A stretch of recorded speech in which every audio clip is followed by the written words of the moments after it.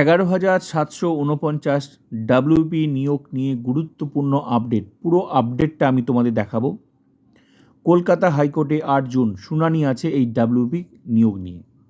তো এই মুহূর্তে সবার কাছে একটাই প্রশ্ন, এই নিয়োগটা হবে তো? যেহেতু এটা আগের সরকারের আমলে শুরু হয়েছে, এবার নতুন সরকার এসেছে, এটা ক্যান্সেল করে দেবে না তো?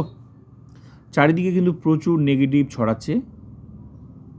পজিটিভ থাকো, 11,749 ডাব্লিউপি জয়নিং হবে, নিয়োগপত্র পাবে, ফাইনাল মেরিট লিস্ট আসবে।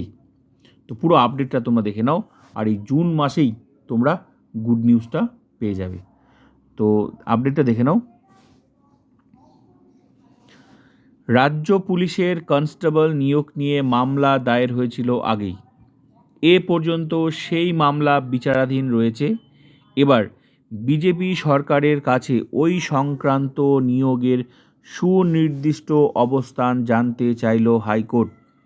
বুধবার বিচারপতি অমৃতা সিনহা জানিয়েছেন, এই নিয়োগ বাতিল করে সরকার নতুন করে পরীক্ষা নিতে চায় বা এই মেধা তালিকা সংশোধন করা হবে কিনা তা নিয়ে রাজ্যকে স্পষ্ট অবস্থান জানাতে হবে। আগামী 8 জুন নতুন সরকারের এই সংক্রান্ত নির্দেশের উপর ভিত্তি করেই নির্ধারিত হবে এই নিয়োগের ভবিষ্যৎ। 2024 সালের পুলিশ কনস্টেবল নিয়োগের বিজ্ঞপ্তিতে মোট শূন্যপদ ছিল 11,749টি। পরবর্তীতে 2025 সালে সেই নিয়োগ পরীক্ষার ফল এবং মেধা তালিকা সামনে আসতেই একাধিক অভিযোগে মামলা দায়ের হয়েছিল।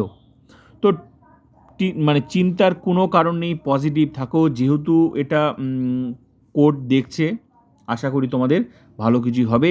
আর এই সরকার রিপোর্ট দিয়ে দেবে, আমার মনে হয় না এটা ক্যান্সেল হবে। তো যেভাবে নেগেটিভ ছড়াচ্ছে, কেউ চাচ্ছে যে ক্যান্সেল হয়ে যাক, ওইভাবে হয় না, ঠিক আছে? তো আশা করি ভালো কিছুই হবে, আর জুন মাসে তোমরা ভালো কিছু দেখবে। তো এই মুহূর্তে সবার টার্গেট যে 8 জুন কি রিপোর্ট দেয়, আশা করি ভালোই হবে তোমাদের। পজিটিভ থাকো, জয়নিং হবে, আর ফাইনাল মেরিট লিস্ট খুব তাড়াতাড়ি তোমরা পাবে। তো ভিডিওটা ভালো লাগলে like, comment, subscribe and share. Next update অবশ্যই আমি তোমাদের দেবো।